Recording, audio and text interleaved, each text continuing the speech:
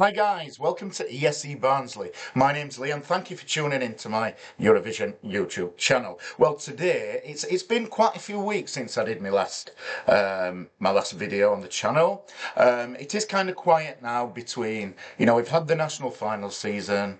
After the national final season, we had the pre-parties, and then for people that don't really go to pre-parties, it's been kind of quiet. So I thought, with 2 weeks to go now until the Eurovision week, yes, 2 weeks. The first semi-final, of course, is 2 weeks gone yesterday. The second semi-final will be 2 weeks tomorrow. And then the grand final, of course, will be 2 weeks this coming Saturday. So, I thought just to release a video, I thought we'd have a look at the betting odds. Now, before I start, I'm not a professional with the betting odds, okay? So don't expect anything too in-depth or anything too... I'm not going to say it's going to be amateur because it's not going to be amateur, but don't expect anything too professional, kind of. Well, yeah. But I just thought I'd fill in, do another video on the current betting odds at 5 to 7 on 29th of April.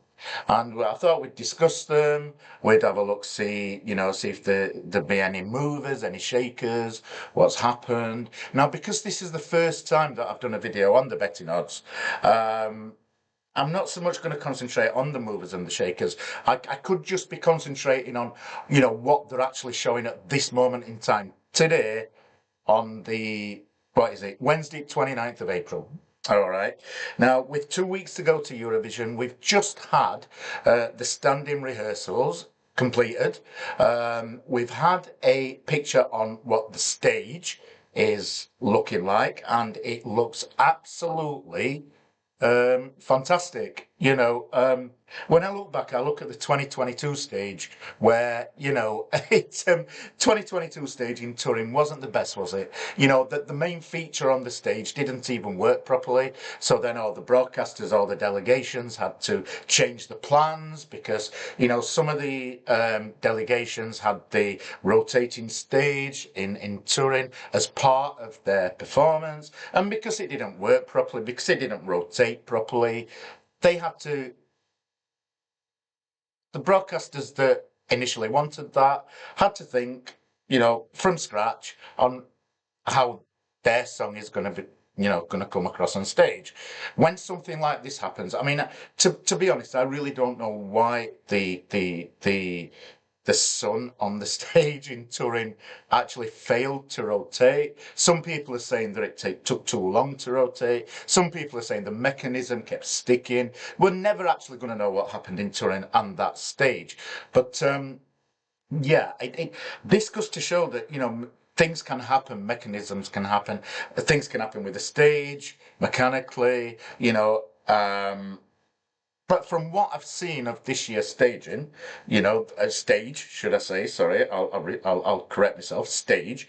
It does look quite adequate for for the needs of the songs. I mean, I'm just going on the rehearsals. I think the first delegations are going to arrive in Vienna in the next couple of days, and then I think the first rehearsal is it the 1st of May, or I think it's the 3rd of May. Let me just so Eurovision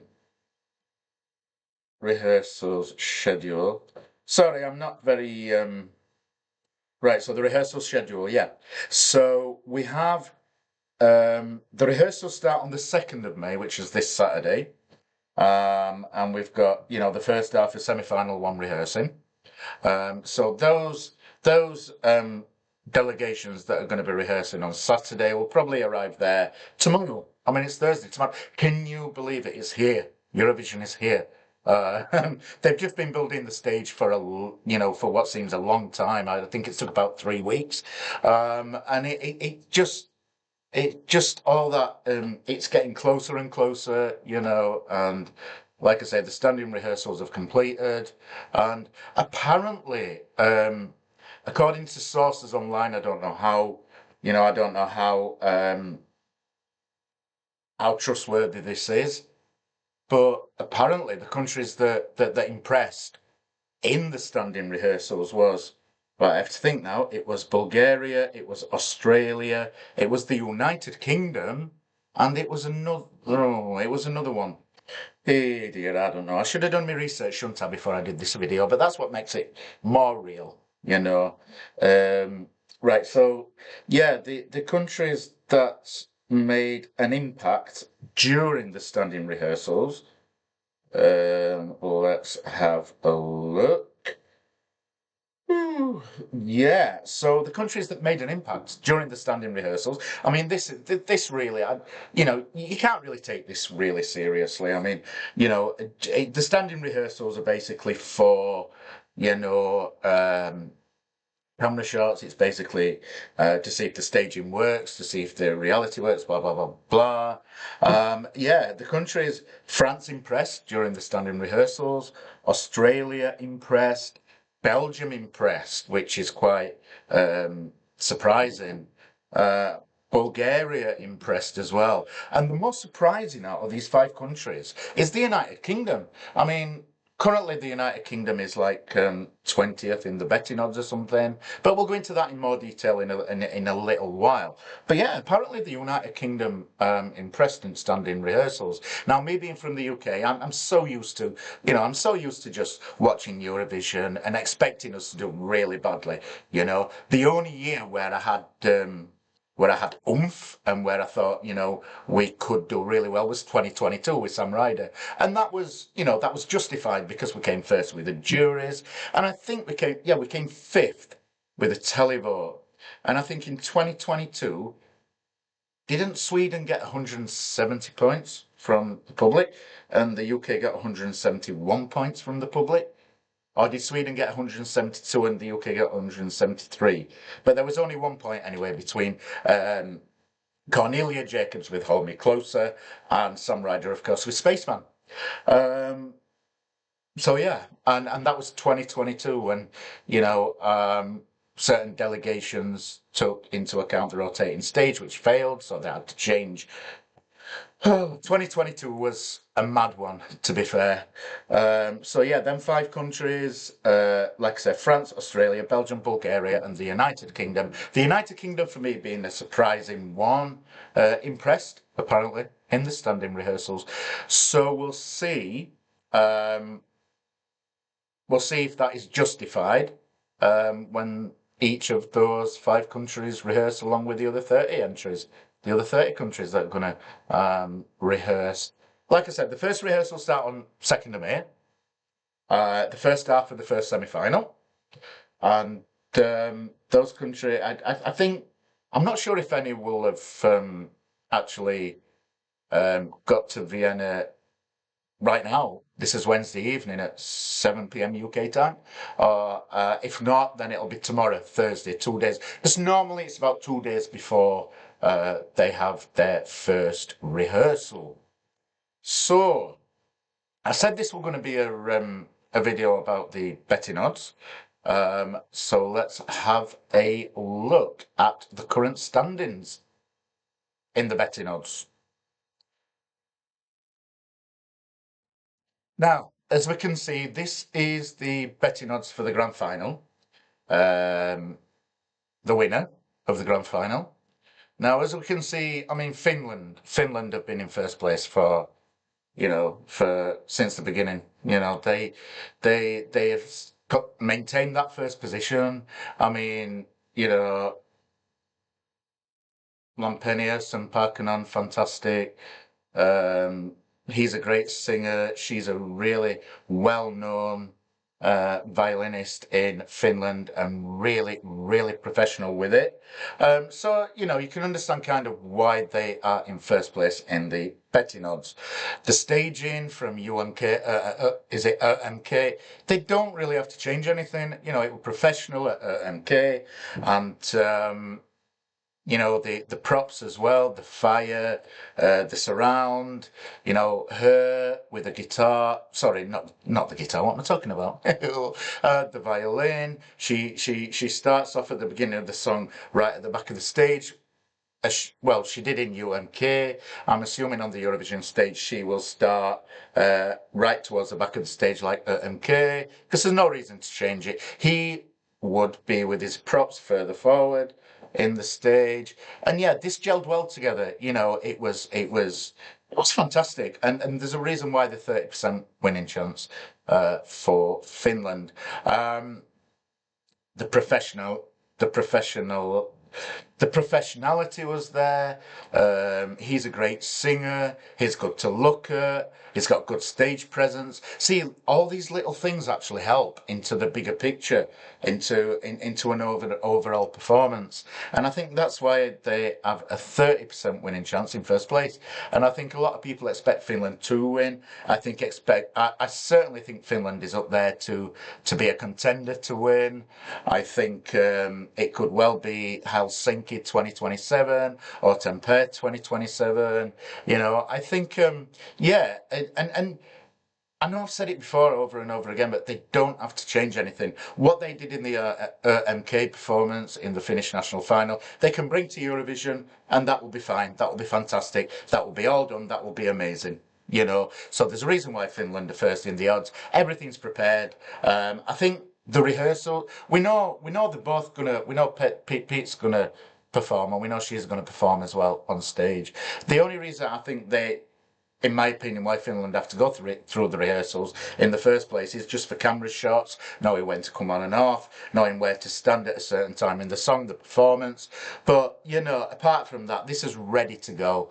It is professional throughout, and I'm not sure if they're actually going to change anything in Vienna, but we'll find out soon enough whether anything is changed. But in my opinion, nothing has to be changed. Look, if you're first in the betting odds, then you don't really need to change anything because people have gelled with it. People like it from the national final performance. So yeah, why change anything? And if you're going to change something, then that's a risk in itself because, if you're doing well in fan community, if you're first in odds, there's no need because changing something is a risk.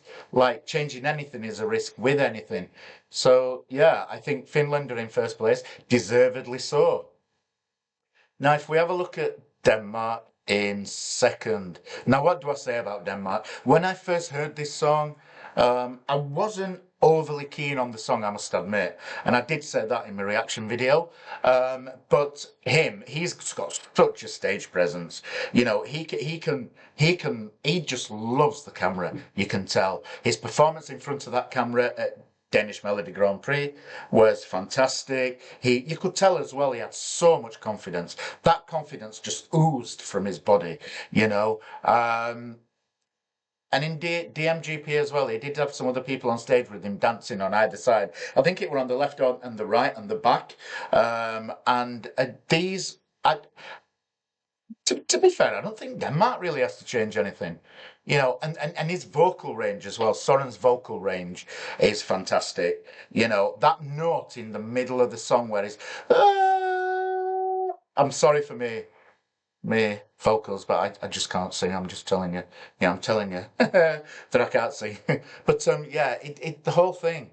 It's same with Denmark. It came across so well in the national final. I'm not really sure if Soren was the actual favourite to win Danish Melody Grand Prix, but he brought it on that night, and he was fantastic. I mean, some people say he's a heartthrob as well.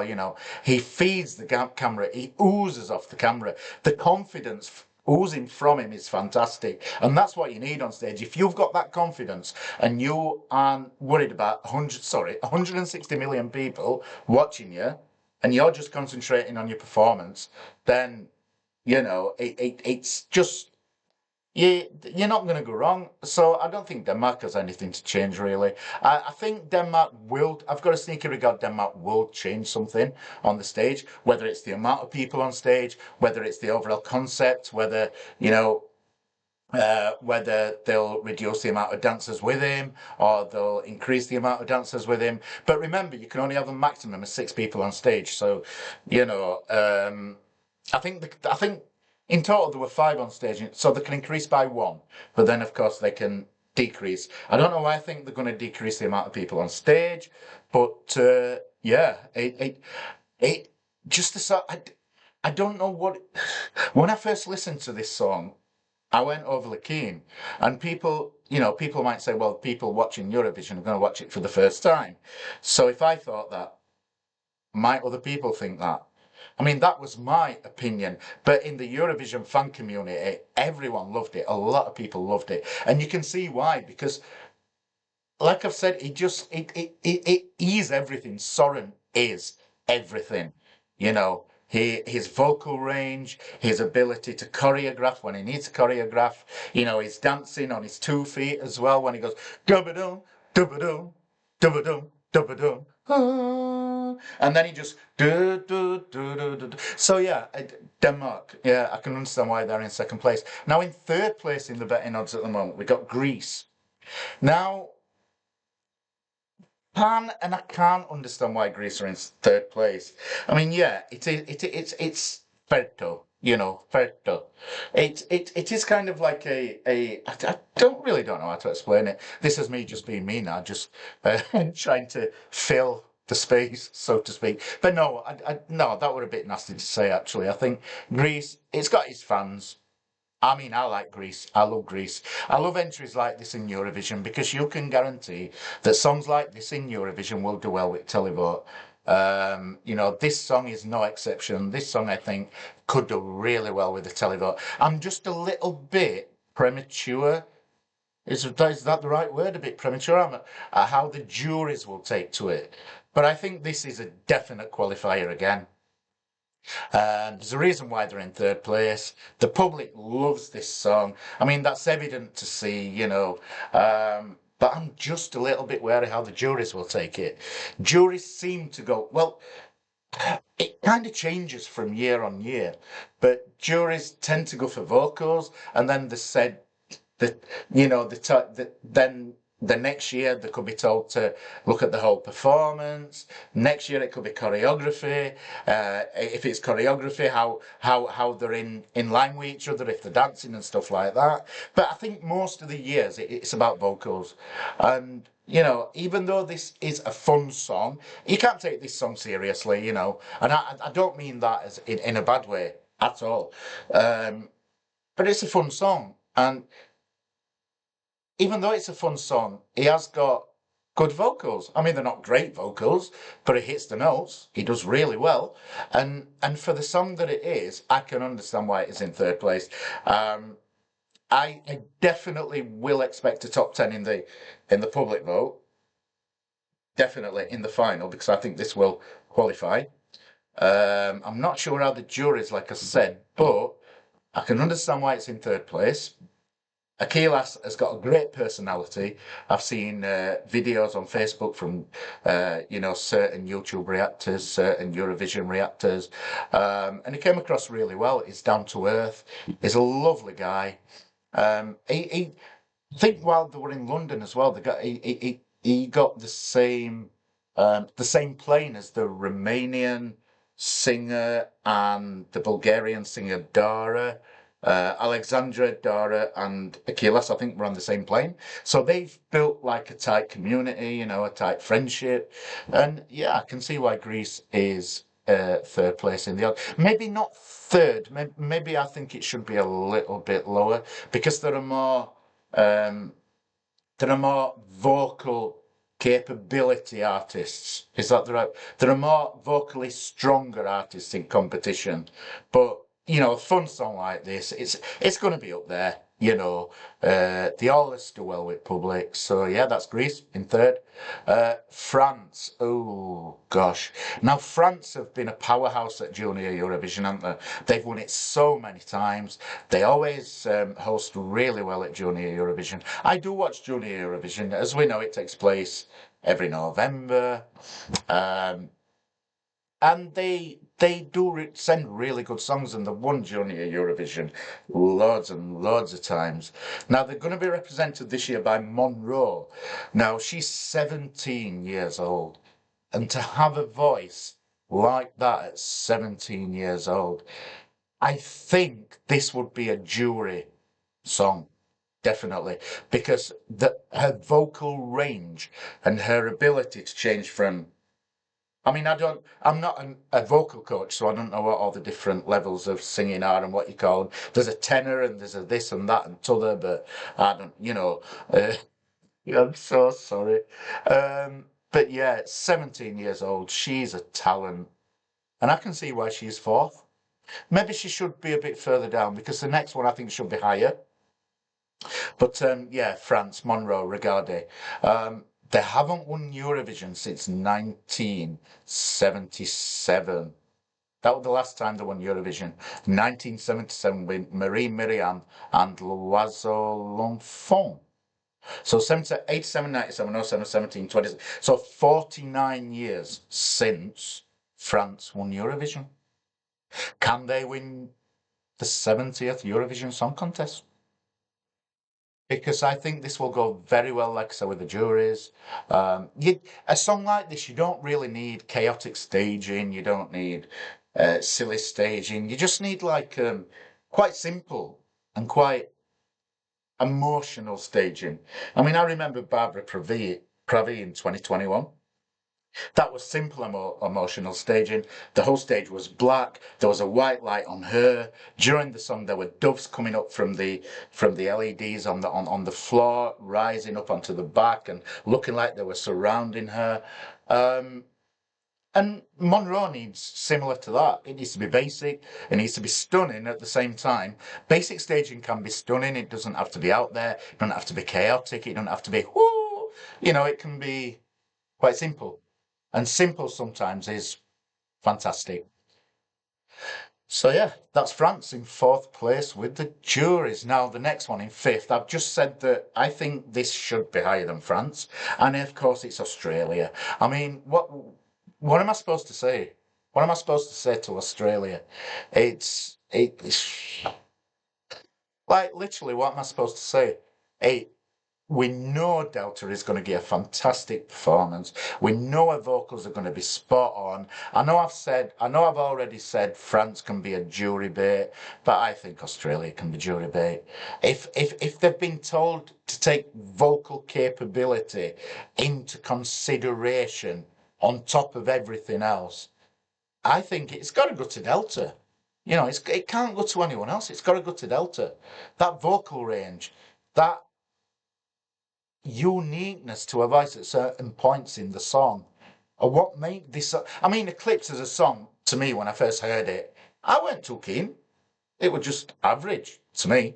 It was just here. Yeah, I can take it. I can leave it. If it comes on Spotify, I'll not skip it. I'll listen to it. But the song on its own, I wasn't really enthralled. I wasn't enticed to it. There was nothing. But her, I think we all Delta Goodrem is what makes this song. She brings a uniqueness to this song. This is the kind of song that an artist well known all over the world um, can make her own. And Delta Goodrem does make this song her own. And I know that will come across really well. I mean, I wouldn't be surprised if Australia actually does win their semi-final. And I'm not sure what semi-final they're actually in, to be fair, whether it's semi-final 1 or semi-final 2. But yeah, I mean, come on. This is Delta Goodrem. Everyone knows Delta Goodrem. Well, not everyone, but most people know Delta Goodrem. Everyone knows she can bring it on stage. Everyone knows she'll give a fantastic performance. I'm just very keen to find out what the staging's going to be like. Because again, for a song like this, you don't need staging. You don't need staging to be too chaotic. It's the same as I said with France. You know, it. I mean, we know the video was in a desert. She filmed it in desert. I think it were in Alice Springs or something in the desert in Australia. And I can just imagine that on the LEDs at the back of the stage in Vienna. Just a desert and her on stage with a piano. Maybe like not the stage not being totally black, but everything going on her to make sure she is the attraction because she needs to be the attraction for this song. So yeah, Australia fifth, and I can't complain with Australia being fifth. I mean, I can say that they should be fourth. They should be above France, but who am I to say that? That's just my opinion. Now in sixth we've got Israel, Noam. Now, I'm not the best. Um, I'm not keen on this song, shall we say. When I first heard it, I thought there were a chance that they could not qualify. I thought it's quite average, it doesn't really stand out. There's not really any oomphs to it, oomph. Um, but we know what's going on with Israel. Um, I mean, to be fair, if I'm being totally fair and totally hand on heart, last year's entry and the year before's entry really did deserve to do well because you know Israel's song last year and in 2024 were really good. So I can't. There's no I can really say about them two songs because they were really good songs. However, this year, I don't think this song is a patch on. Now I forgot who sang for Israel last year, and, and in 2024. Um, no. Oh God. Right, I do apologise. Um, um,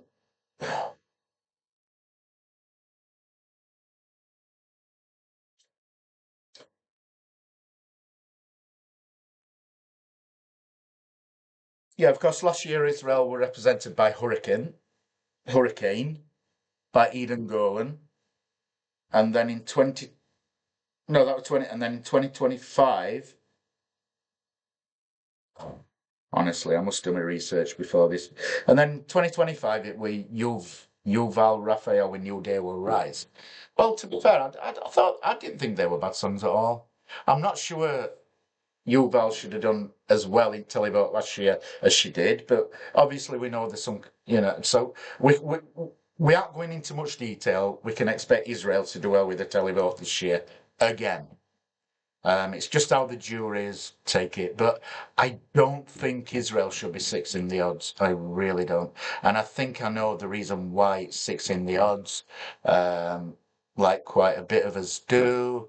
But I don't think it'll finish in the top 10. Or will they be my famous last words? I don't know. I mean, we can expect a lot of points with the public, so I may eat my words, shall we say. Right, seventh Sweden. Right, I do really need to carry on because how long is this recording? We've been going for 18 minutes. Well, no, 25, 30 minutes. But Sweden, Felicia, my system. Mm,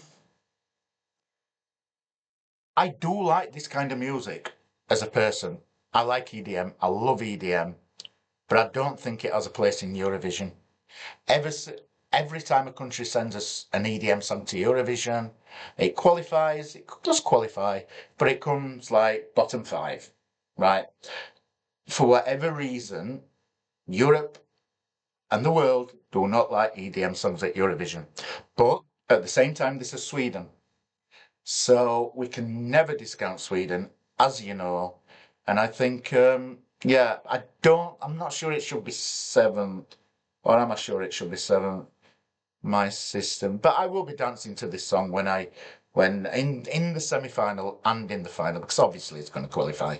I'd expect Sweden in top 10 and Sweden once again are in the top 10. So yeah, Romania. Oh, how can I say this without? Oh, don't hate me, guy. I'm just going to come out with it. It's better to be honest. Say how I really feel. I've never liked this song. I have never liked Romania. This song, Choke Me. I mean, it don't sound, when she sings, it doesn't sound like she sings Choke Me anyway. It sounds like Choose Me or something. So I don't think people at home will grasp that this is a song about choking someone. I mean, I guess you could say it's not, but people would take it from the title of the song that it is. But it don't, when she's singing, it doesn't sound like that. But apart from that, I know that's quite sporadic. I know that's quite a timid thing. Yeah. But yeah, I've never been a fan of this song. I don't understand why it's in the top 10. The Eurovision community seem to love it. And you know what? If I'm the odd one out, fair enough. If this comes top 10 in the Eurovision Grand Final, fair enough. I'm just not seeing what everyone else would see, is seeing. And I don't know why. I wish I could. But you'd rather me be honest. So, I'm telling you how it is on what I think. I don't think this should be in top 10 in betting odds. Don't think it should be in top 15 in betting odds. But people like it. And people think it's going to do really well. And to be fair, Alexandra is a really good performer. She's got really good stage presence. Even though I don't like the song, and it won't be in my top 10, I can see why people would like it. She's got good stage presence. She gives a really good performance. She can that camera loves her. Her choreography, the dance routine. It is really good, and I'm not gonna sit here and say it's not, because it is. But the song for me is just average. But good on Romania. The back in competition. And if Romania gets a top 10, then I certainly won't be sulking. A top 10 in final, certainly won't be sulking. I'll be clapping and saying, well done, Romania. Because I don't like the song, don't mean I don't want them to do well. You know, it's just the song's not for me, but I understand it with people because she is it. She is fantastic. Her vocals are really good. Her choreography is fantastic. So yeah, I want to put it in top 10, but I can understand why people might think this. Well, I understand why people think this is going to do well. Italy. Oh, Italy, I think, is my most played song of this season, Eurovision 2026. Now, people might think that is a bit silly because this song is more, dare I say, it's more camp to what Italy normally sends. Italy normally sends songs that are more classical, that are more, what's the word I'm looking for, when, not posh, but more, I can't think. I'm a bit tired now, to be fair. It is 7:30, but that's no excuse. Italy since normally sends really polished songs and really, I can't think. This is me. What I'm saying is what you get. It's just the words sometimes I can't think. But yeah, this song though by Sal Da Vinci, Per Sempre Si, at ninth in the betting odds, I think it is a bit too high. I really do. Even though it's my number one listened to song of the 2026 Eurovision season. Well, not season, contest, because by season, some people might think I'm listening to songs from national finals that didn't actually win. But when I listen to this, I get a smile on my face. It cheers me up. And he's another one that just feeds that camera, looks really good in front of camera, always got a smile on his face, always giving it everything it's got. Even though this is the campest song. Let's not beat around the bush. This is the campest song that Italy sent in a long time. But I don't think it should be ninth in the odds, but that's just me. I like it. Of course, I like it. I love it. It's my most listened to 2026 Eurovision song. Um, yeah, I don't think they're going to get top 10 in final. Obviously, they're an automatic qualifier, but yeah, I wish them all the best.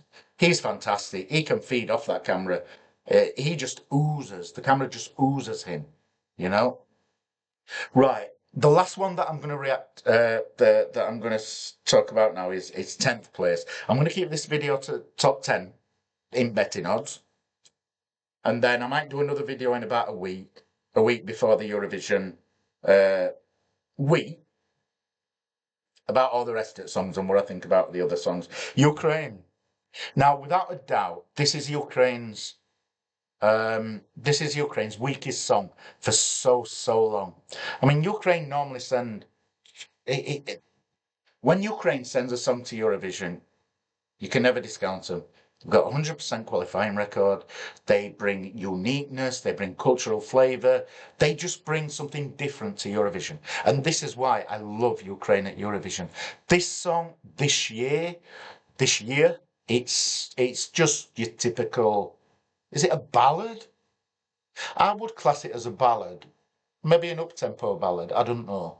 Maybe, yeah, I'd class it as a ballad. Maybe up-tempo. it doesn't, let's be honest, it don't go anywhere, all right? It just stays on one line. There's no, I mean, there is a part of the song that she gets that note and she goes up and up and up and holds it for a while. I think she holds the note for about 25 seconds. It's the at 2026 Eurovision Song Contest, Ukraine and Laleka holds the record for holding a note the longest. I think it's about 25 seconds. And people might love that. People might warm to that. People might just be like, in awe, like, oh my God, did she just do that? How long did she hold that note for? So that might give them votes in itself. But yeah, like I say, Laleka, Ridnim, the national final performance, it dare I say it was a bit messy at the national final performance. But this is Ukraine. They're going to improve. They're going to be in back room, looking at first rehearsal, trying to point things out that didn't work well. You know when they do go in back room and look at the rehearsal and then change things for the second rehearsal. So I'm not. I'm not worried about Ukraine. They know what to do. They know what they're on. They know what they're on about. And, they know if they make a mistake, they'll correct it kind of straight away. So yeah, but for me, the song from Ukraine this year, even though I think it will qualify. So they're gonna retain their 100% qualification record.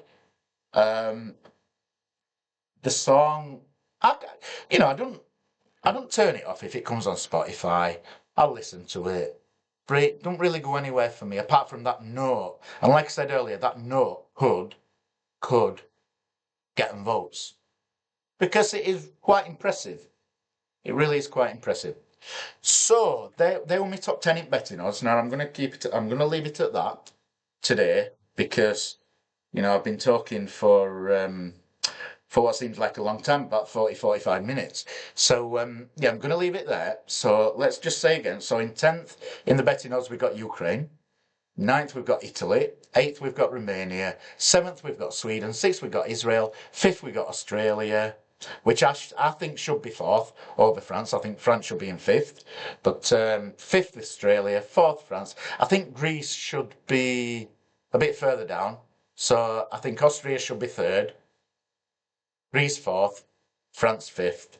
Israel should be way, way down. And I'd replace Israel with Cyprus. I think I'd bring Cyprus into top 10. But we'll go into that in more detail in the next video. This we're just talking about the top 10 countries that are in the currently top 10 in betting odds as of 29th of April, 7:30. My next video, I'll talk about where I think countries should be and if I agree with betting. Yeah, I've told you what I think about top 10 in betting odds anyway, where they should be. If I don't agree, they should be there, blah, blah, blah. And yeah, so yeah, thanks for being with me today, and thanks for putting up with me going on and on and on and on. And yeah, we've got 2 weeks until Eurovision week. My next video, like I say, is going to be about countries that are in 11th to 35th in the betting odds. And then we'll speak in more detail then who I agree with, where they are, where I think they should be, if I agree with where they are, blah, blah, blah. So yeah, thanks for, I know it's been a long one today, so thank you for bearing with me, and thanks for listening. And don't remember, if you want to comment down below, and let me know what you think about the betting odds and where you think these top 10 should be, if countries you think are in there that shouldn't be in there, if countries that are not in there you think should be in there, then just write down in comments. And also, please, it'd be fantastic. I've had this Eurovision channel now for I think about 2 months, and I've really enjoyed doing these videos.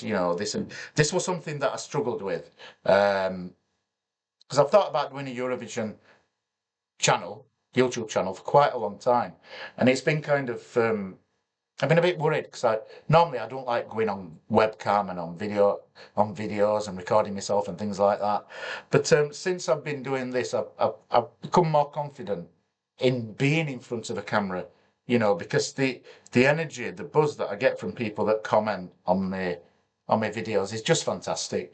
So I just want to say thank you everyone so far that has been there with me. And I hope you're going to be there, in the future, because this is something I look forward to. I really look forward to doing videos and speaking to you guys. And in the future, when I've got enough subscribers, I'm hoping to do live streams. And for 2027-2028 seasons, I'm hoping, I'll get more subscribers. I can do live streams. We can have quizzes. We can just, we can just have a good time. And that's all we want, innit? Because we're a community that love Eurovision. And if I can help that and build a community, that'd be fantastic. So yeah, I'm going on now. So that's my emotional side coming out. I just wanted to say thank you so much for making this channel what it has been for the last, is it 2 months? Or just over 2 months? I just want to say thank you. Yeah. So yeah, thank you so much. Please don't forget to like and comment if you want to comment. And then also, please don't forget to subscribe. I mean, you don't have to subscribe. If you don't want to subscribe, don't subscribe. But it would really help the channel. And for now, guys, I want to say again, thank you so much. And until next time, ciao.